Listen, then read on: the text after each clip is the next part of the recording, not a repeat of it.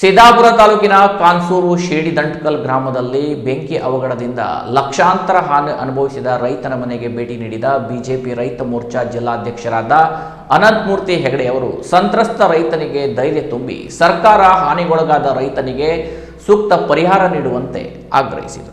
ಸಿದ್ದಾಪುರ ತಾಲೂಕಿನ ಕಾನ್ಸೂರು ಗ್ರಾಮ ಪಂಚಾಯತ್ ವ್ಯಾಪ್ತಿಯ ಶೇಡಿದಂಟ್ಕಲ್ ಗ್ರಾಮದ ವಿನಾಯಕ್ ಹೆಗಡೆ ಅವರ ಮನೆಯಲ್ಲಿ ಆಕಸ್ಮಿಕವಾಗಿ ಅಗ್ನಿ ಅವಘಡ ಸಂಭವಿಸಿ ಮನೆಯಲ್ಲಿ ಶೇಖರಿಸಿಡಲಾದ 70ಕ್ಕೂ ಅಧಿಕ ಅಡಿಕೆ ಚೀಲಗಳು ಬೆಂಕಿಗಾಹುತಿಯಾಗಿದೆ. ಈ ಘಟನಾ ಸ್ಥಳಕ್ಕೆ ಬಿಜೆಪಿ ರೈತ ಮೋರ್ಚಾ ಜಿಲ್ಲಾಧ್ಯಕ್ಷರಾದ ಅನಂತಮೂರ್ತಿ ಹೆಗಡೆ ಅವರು ಭೇಟಿ ನೀಡಿ ಸ್ಥಿತಿಗತಿಗಳನ್ನು ಅವಲೋಕಿಸಿದರು. ನಂತರ ಘಟನೆಗೆ ಸಂಬಂಧಿಸಿದಂತೆ ಮಾತನಾಡಿದ ಅನಂತಮೂರ್ತಿ ಹೆಗಡೆ ಅವರು ಈಗಾಗಲೇ ಎಲೆಚುಕ್ಕಿ ರೋಗದಿಂದ ಬಹುತೇಕ ಅಡಿಕೆ ಮರಗಳು ನಾಶವಾಗಿವೆ. ಇನ್ನು ಕೆಲವು ಭಾಗಗಳಲ್ಲಿ ಕೊಳೆ ರೋಗ ಬಂದು 50% ರಿಂದ 60% ಇಳುವರಿ ಕಡಿಮೆಯಾಗಿದೆ. ಇದರಿಂದಾಗಿ ಬೆಳೆಗಾರರು ಈಗಾಗಲೇ ತೀವ್ರ ಸಂಕಷ್ಟದಲ್ಲಿದ್ದಾರೆ. ಇಂತಹ ಪರಿಸ್ಥಿತಿಯಲ್ಲಿ ಆಕಸ್ಮಿಕವಾಗಿ ಬೆಂಕಿ ಅವಘಡದಿಂದ ಹಾನಿಗೊಳಗಾದ ಅಡಿಕೆ ಬೆಳೆಗಾರನಿಗೆ ರಾಜ್ಯ ಸರ್ಕಾರವು ವಿಶೇಷ ಪರಿಹಾರವನ್ನ ನೀಡಬೇಕು. ಆ ಮೂಲಕ ಸರ್ಕಾರ ರೈತಾಪಿ ವರ್ಗದ ಜೊತೆಗಿದೆ ಎನ್ನುವ ಆತ್ಮವಿಶ್ವಾಸವನ್ನ ತುಂಬಬೇಕು ಎಂದು ಒತ್ತಾಯಿಸಿದರು.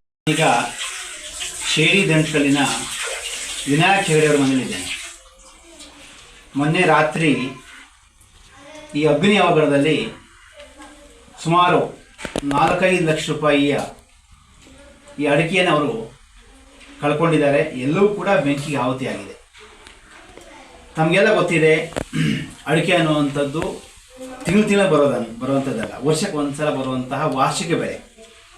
ಇದನ್ನು ನಂಬಿಕೊಂಡು ರೈತರು ಸಾಲವನ್ನು ಮಾಡಿರ್ತಾರೆ, ಅವರ ಜೀವನ ನಿರ್ವಹಣೆ ಮಾಡ್ತಾ ಇರ್ತಾರೆ. ಇಂತಹ ಸಂದರ್ಭದಲ್ಲಿ ಅವರ ಜೀವನ ಬಹಳ ಕಷ್ಟಕರವಾಗಿರುತ್ತದೆ.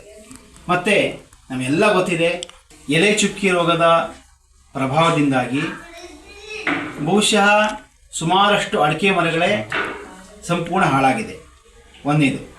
ಎರಡನೇದು, ಕೊಳೆಯ ರೋಗ ಅಂತ ಬಂದು ಬಹುಶಃ ಕೆಲವು ಕಡೆ 50%, 70%ವರೆಗೂ ಕೂಡ ಬೆಳೆ ಕಡಿಮೆ ಆಗಿದೆ.